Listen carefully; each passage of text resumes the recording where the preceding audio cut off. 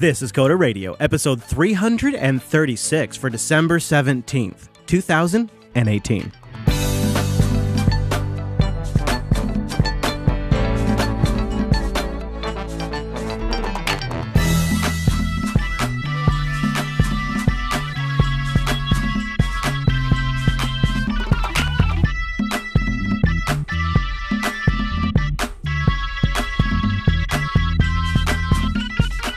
Hello, everyone, and welcome to Coda Radio, Jupiter Broadcasting's weekly talk show, taking a pragmatic look at the art and the business of software development and its related technologies.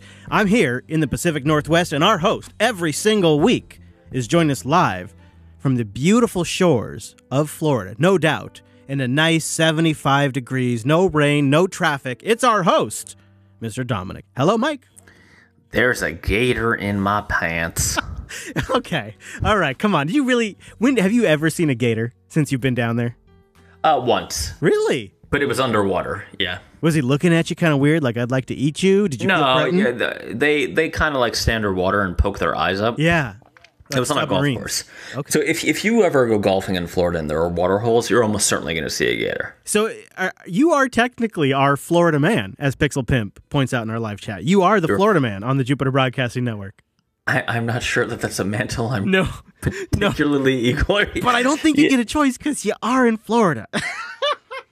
Well, but I'm drinking Heineken, not Miller Lite. Yeah, a chilled Heineken at that, too. So those are the most tasty. It was in the freezer. Mm-hmm. Yes, that's right. You know, in some parts of the world, they don't drink cold beer because it stuns the taste buds, and you can't fully appreciate the entire flavor profile of yes, beer. But if you drink cold beer, you can drink more. Yeah. And then you can become a Supreme Court justice.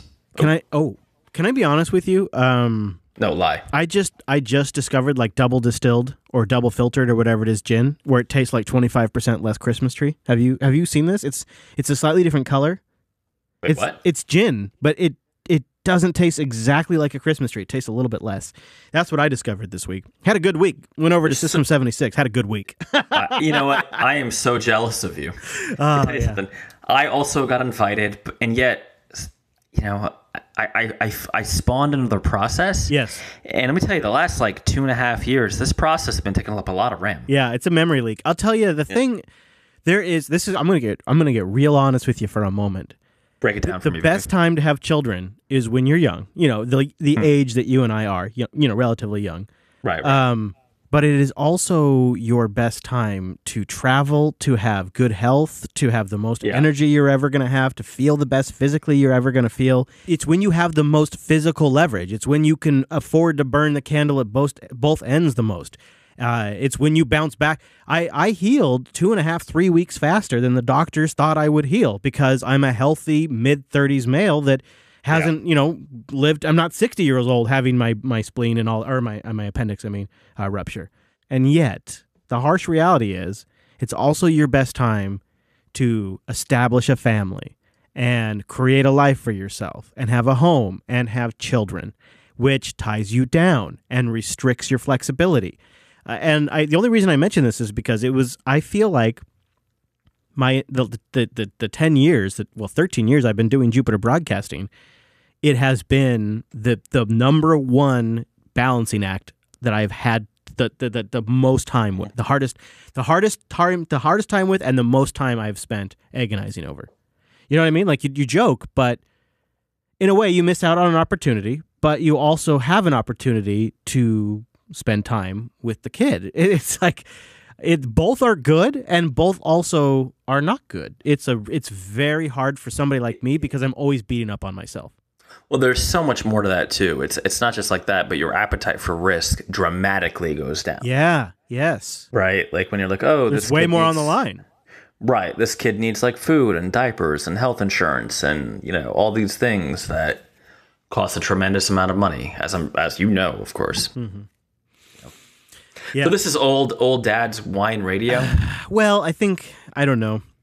It was a variable that I couldn't fully appreciate when I was younger, and so I go into this with a full head of steam, and then do you know that I almost went anyway, though? I almost brought the kid with me. That, I think that actually would have been okay.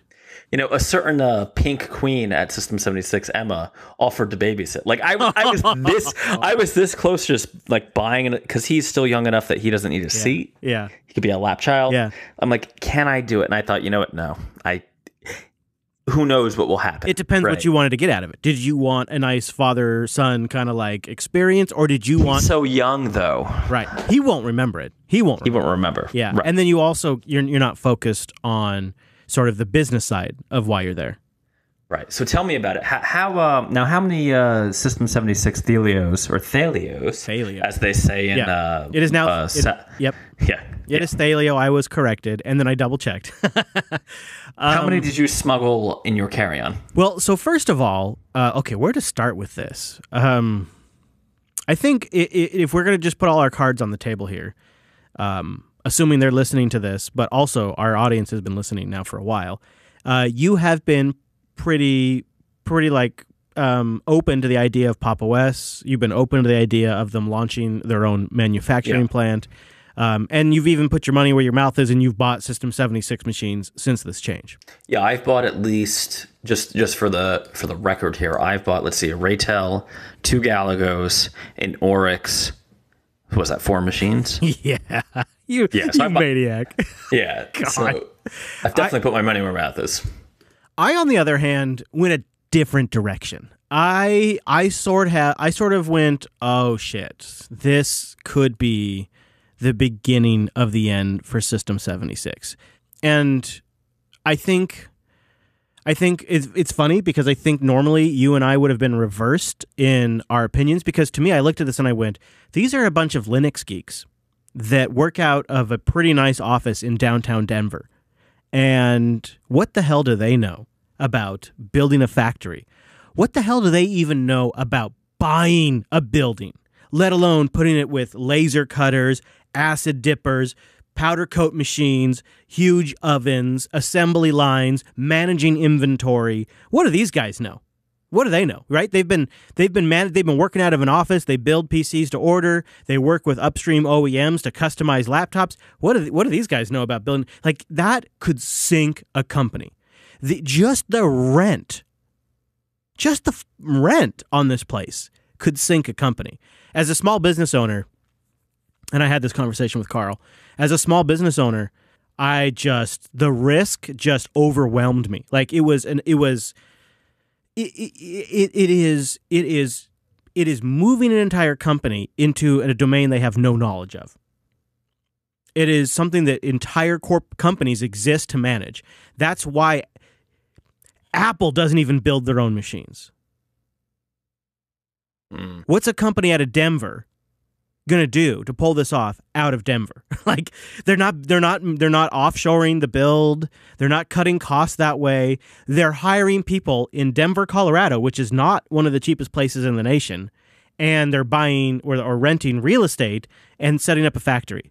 So to say, and then, because that's not enough, they're launching an operating system, and they're also going to become an OS vendor. I just thought it was too much, and I thought a company that I had been a customer for 10 years was going to go under. And so I just sort of pulled back, and I just thought, well, I'll go into a wait-and-see mode. I do know that the people there are very talented. Maybe they can pull this off. Maybe they can make this work. But the odds are way against them. But maybe. So it's been, an interesting 2018 watching them. So that is the mindset that I went in with, though. So before you dive in, I just want to say, for our end of the year show, I have a lot about that, because what that sounds to me, and I don't want to put words in your mouth, you're asking about, can a little company like this scale? Yeah, but it's not just like scale. It's scale where there's a global economy at play, and manufacturing is particularly that's fair. Yeah. I mean, scale's maybe the wrong word, but can they compete in a big world? We had an episode entitled and remember, they're selling to a niche too, right? It's not, they're not making it up in the margins. No, they're not. So what did you see? So when I got down there, there's a couple of things that were kind of obvious to me. First of all, it's been a very hard 3 months or so for them. The last 3 months have been pretty tough. They launched Thelio pre-orders at the beginning of November. It is now, as we record, mid-ish December, and people are starting to get a little antsy. They haven't gotten their shipments yet.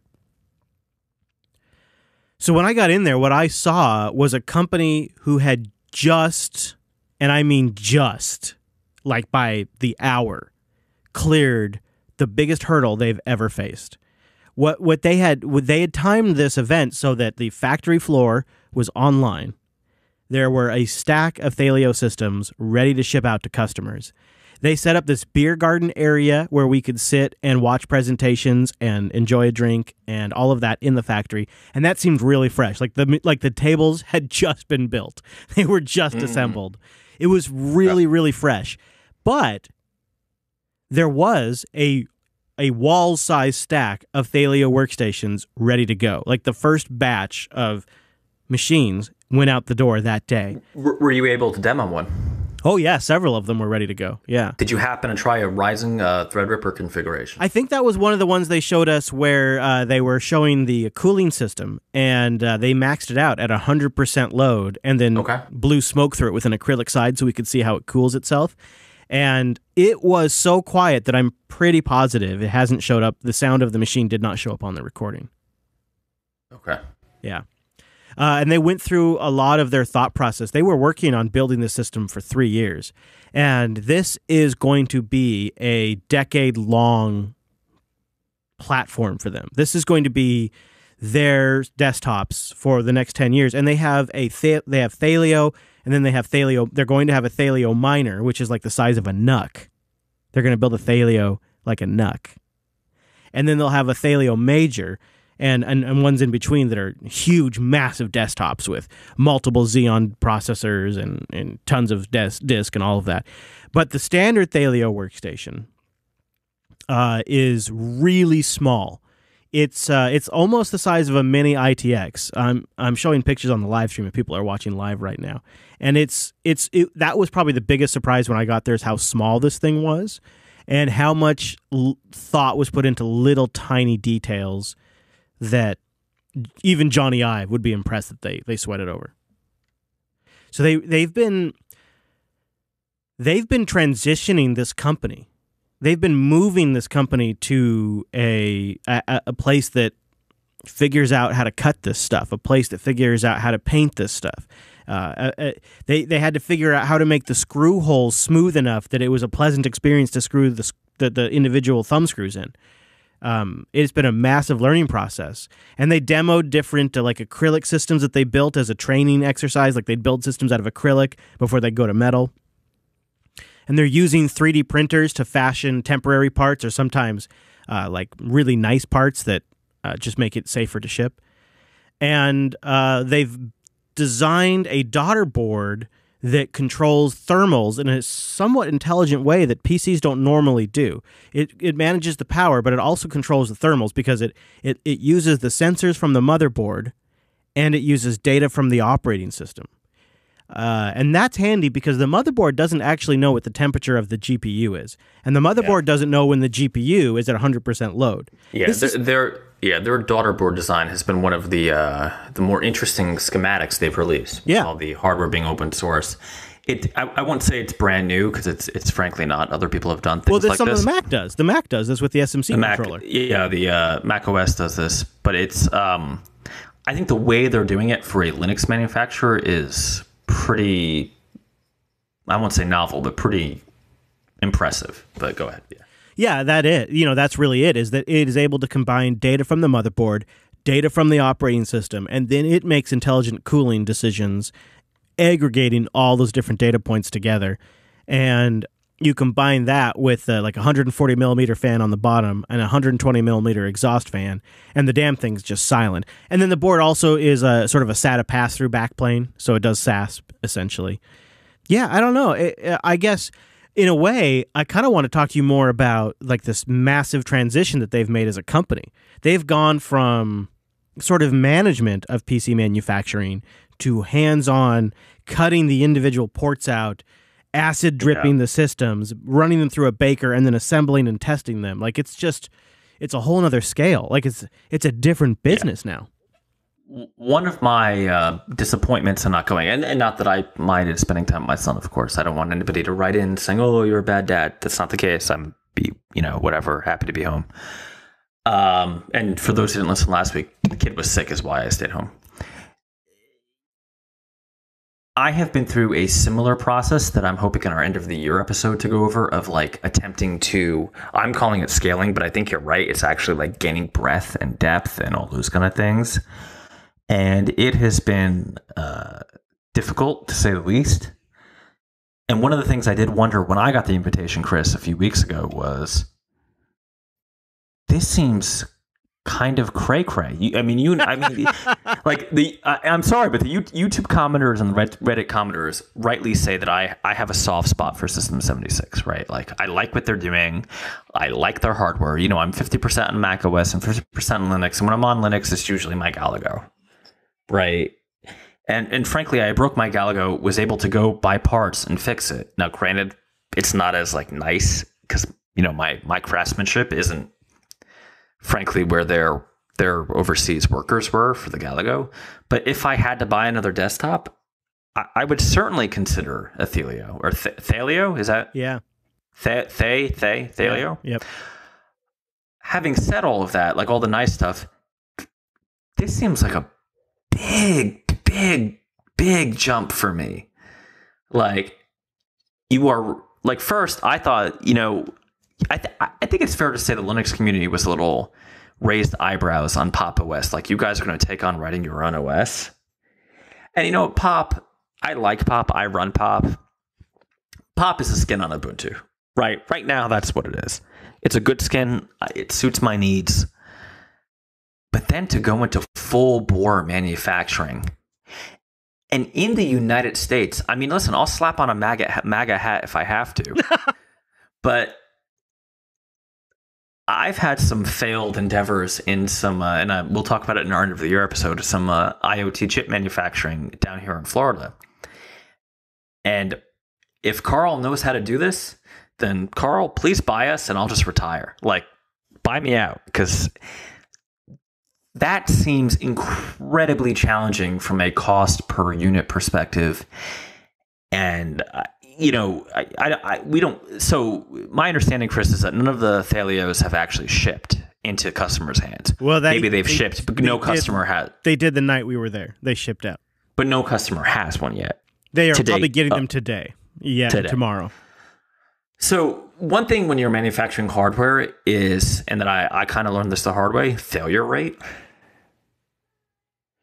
Right, like it just is the case when you're manufacturing your own boards that a certain percentage will fail. Yeah, and I think they have a bigger problem with the casing and things like that, because they are shipping inside Thelio. It is a gigabyte motherboard. It is a part that they've sourced, and they can test outside of the Thelio casing and all of that before they build the system. But I would say a significant amount of the underappreciated engineering that will go into Thelio is how many things they have custom built to make sure the damn thing survives shipping.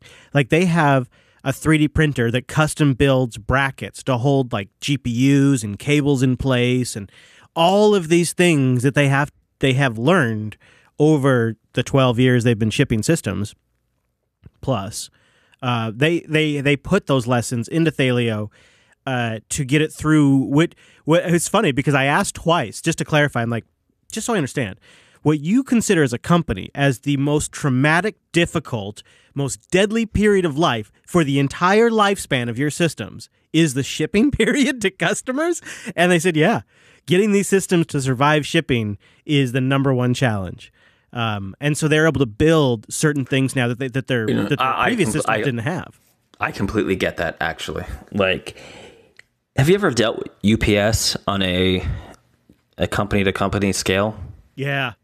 Like, shit just disappears, right? Like, we've lost entire gear shipping it for conferences. Just gone into the void, really. Like, and then you have this awkward choice: do you call your insurance company or not?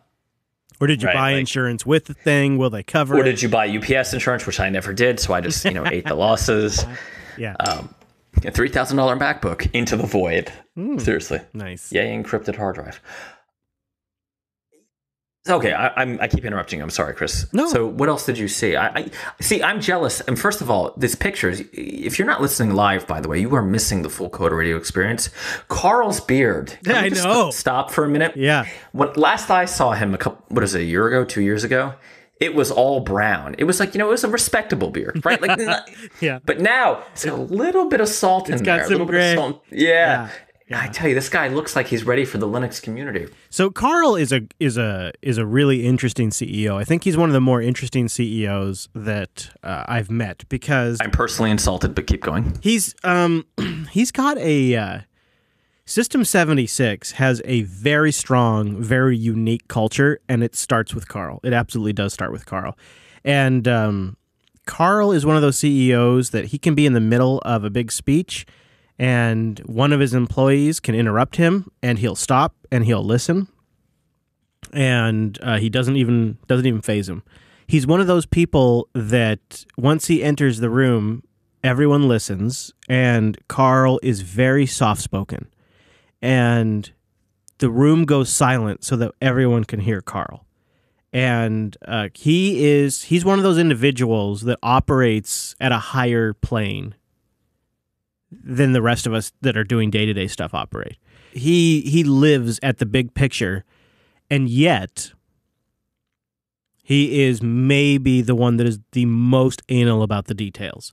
Every first 100 Thelio systems or so that have been built, he's personally gone hands-on, made sure like the wood lines up correctly, that the screw holes, I'm not joking when I say that they've developed a process to make sure that the screw holes are the correct smoothness, so that way the feel of when you tighten the screws feels right. I mean, this is the level of detail they're going down to now.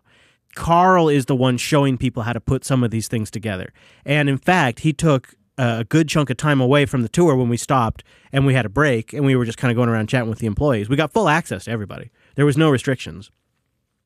And what he did with that time is he went through the production line and checked on every system at every stage of production to make sure every single detail had been seen to.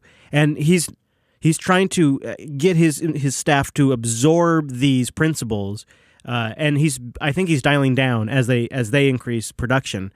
But Carl is maybe the most fascinating thing about System 76.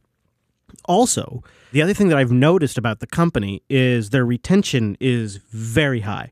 A lot of people that are working there, some of them have been working there since about the beginning of the company still, and they're still there. You know, the people we mentioned on this show have been working there forever now. The people that have started working there since I've, been following them still work there. There's been some churn. There's been some people that have poured one out for Ryan Sipes, but there's been some churn. Ryan Sipes is great.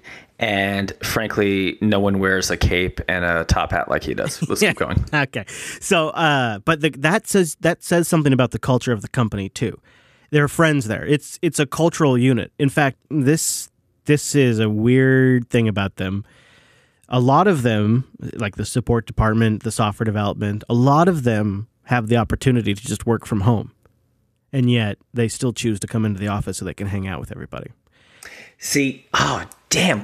Okay, first of all, do you understand I'm going to have you sent to federal prison because you keep wiretapping my home and office? I just had this conversation this morning about one of the weaknesses at TMB is that we haven't built a great internal corporate culture. Because you know what? Most everybody basically works from home, and it's kind of a very mercenary situation. Yep. Yeah. We just don't have that, like... God, it's funny. I was thinking about this morning, too. In fact, I'm thinking I'm going to do a quarterly department meeting at the Linux Academy building. So everybody has to come in. Everybody flies in, so it's like a shared experience, and do a quarterly team building thing. Because we just had that company holiday party, and everybody walked away from that feeling super fired up. Like, everybody was like, man, this is a great company. The people here are great. Like, this is going to be an amazing year. Like, it just energized everybody. And I'm like, well, they spent hundreds of thousands of dollars to pull that off. But if we could do that at a department level, yeah. And the same with your company. It's like the same thing with a small business. And it's a much smaller scale, right? So flying people from the few people from New Jersey to Florida is not a big deal. Seriously, like it's just a question of Like, one of the things we've had is we've been doing this a long time, and there's one person who stuck with me through, frankly, before the show started. And, remember when the show started, when Zeus and, Nope. yeah, no one does, right? The sands of, there's only one person left from that era. And there's all these in-jokes he and I have that mean nothing to anybody. Do you know what I mean? They mean nothing. Like, yeah. So, yeah. Carl, I'm very jealous. Yeah, he's done a good job. But they are not out of the woods yet in terms of this huge transition.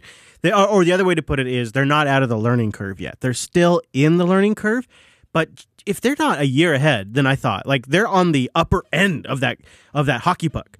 They're on the upper end of that hockey puck. I thought they would be like, way down before even it starts to curve up. I thought it would take at least a year, to even get this far, and they're farther than I expected. So I wouldn't be surprised, and I would say after going there, everybody should probably set their expectations a little lower.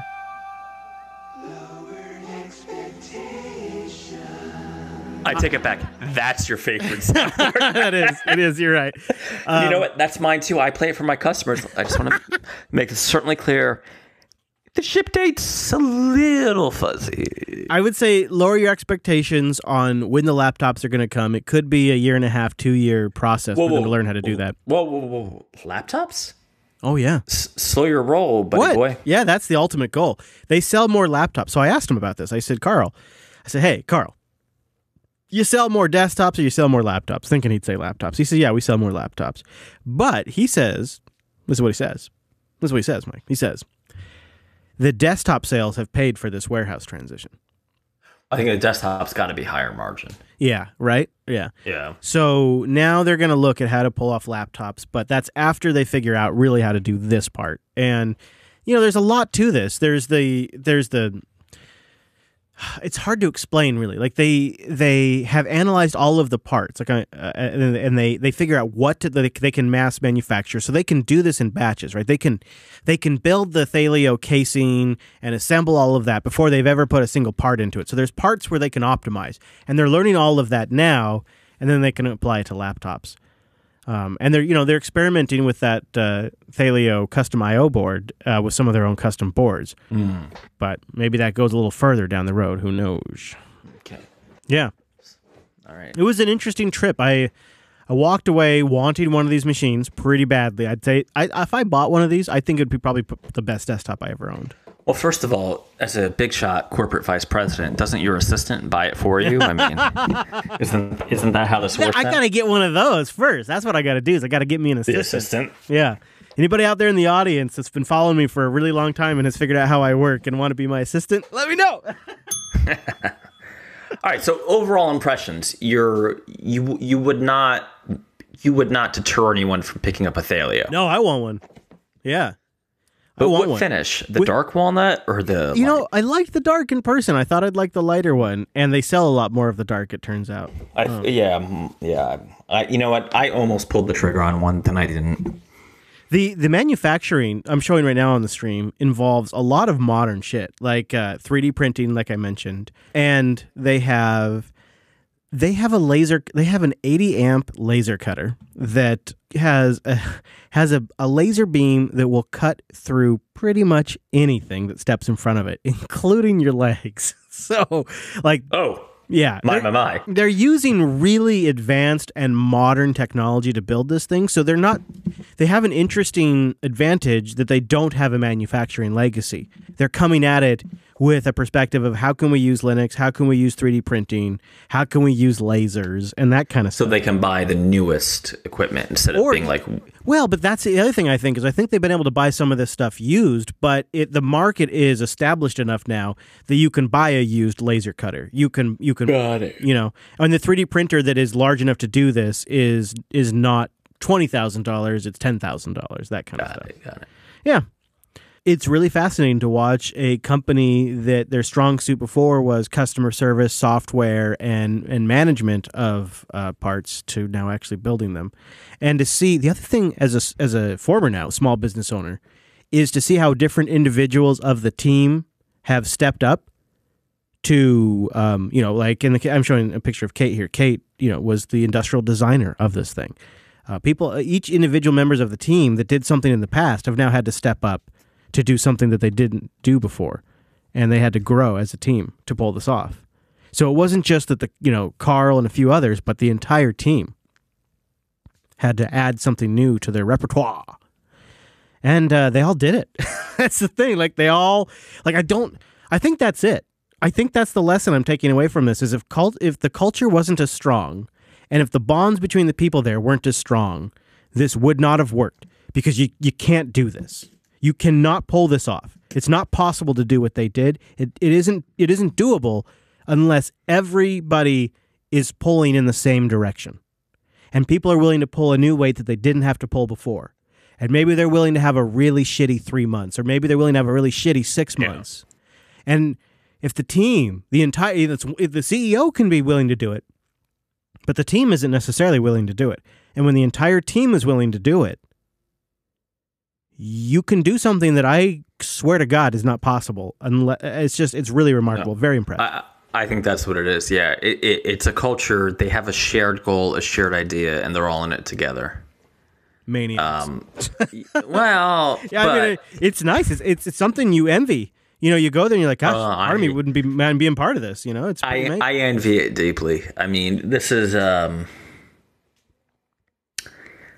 so much here that I don't want to dive into until our end of the year episode, but there is something to be said from being in a market, a geographical market that's in a certain state where you can have a culture of like-minded people and take a lot of risk towards a certain goal. Right in this case, it would be an open desktop Linux platform. Yeah. Yeah, they joked about having a mutual suicide pact. Well, things don't go well. See, yeah, that's yeah. It's humbling to see it because they roll with their weird. Like they're and I think having Kate on their team's she's their designer. She's their Johnny Ives really. And she's really helped with she's helped with the branding so much, and she's helped them embody what they all as a team represent with, the robots and the kind of sci-fi look. And I appreciate that as somebody who named his company Jupiter Broadcasting. I saw like a lot of that is they're now communicating their unique style via their branding, now via their hardware. And I believe within a year or two, I think that's capable this team could pull it off with Pop! OS too. And Pop! OS is getting close too, but that's where Pop! OS fits into this whole thing, is it's part of communicating System 76, as well as solving problems for customers because they have their own support data. They have their own customer base. They know what these people want. They also know what kind of hardware they want to ship, and they know what they need to do to ship that. And it all kind of comes together with the branding, the story, the hardware, and the OS. And then when they're eventually, in a couple of years, making their own laptops, it'll complete the circle. It sort of closes the loop. Yeah. And the crazy thing is, and Carl reaffirmed this, is they haven't taken any outside investing. This is being done with the financing of the sales of their existing Linux products.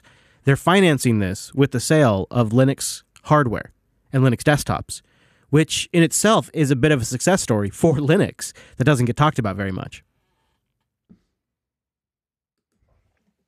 Well, I think that's the best place to leave it. All right. Yeah. So, and I'll talk more about some of the hardware details and the software details that I saw in Linux Unplugged tomorrow too. So I've saved some of that for the Linux Unplugged show too, because there's lots to share. But, we joke a lot about Yoda on this show.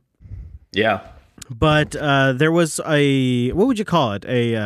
A retrospective? I would just say it. I don't know. Just a, kind of like a profile piece on Donald Knuth, one of the founding fathers of computer science. I'd just like to wrap up the show today. I know we've talked a lot about Linux and System 76, and next week's episode is our end of the year. So these are two kind of non-coded code radios. But if you want to know like the deep, low level of coding, I was once forced to read The Art of Computer Programming by Donald Knuth, and it's thick like a very dry steak. But let me tell you something. He is, the New York Times calls him the Yoda of computer programming. And frankly, that's what he is. If you're looking for someone's papers, and he's written books, he's written a bunch of academic materials for you to study. If you're looking for someone to get a little deeper, let's say you're a web developer and you want to learn more about see, it's hard for me not to slap around JavaScript developers.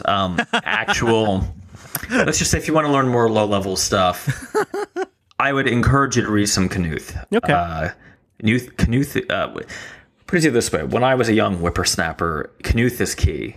Is one of the first things I was taught. And a gift I got was the entire set of The Art of Computer Programming. Oh, that's a value of like almost $300, my friend. Yes, which I was then compelled to read and report on. Okay. So okay, very good.